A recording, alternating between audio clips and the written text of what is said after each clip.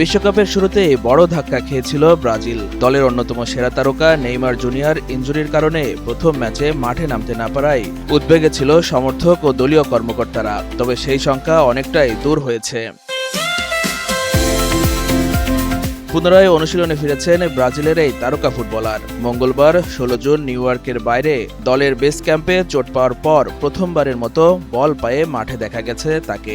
জনপ্রিয় ফুটবল সাংবাদিক Fabrizio Romano সামাজিক যোগাযোগ মাধ্যমে এক পোস্টে তা নিশ্চিত করেন। যুক্তরাষ্ট্রের নিউ জার্সিতে দলের অনুশীলন ক্যাম্পে নেইমারকে হালকা দৌড়, ফিটনেস অনুশীলন এবং বল নিয়ে কাজ করতে দেখা গেছে। যদিও তিনি এখনও দলের পূর্ণাঙ্গ কৌশলগত অনুশীলনে অংশ নেননি, তবুও তার মাঠে ফেরার খবর ব্রাজিল শিবিরের জন্য বড় স্বস্তির বার্তা।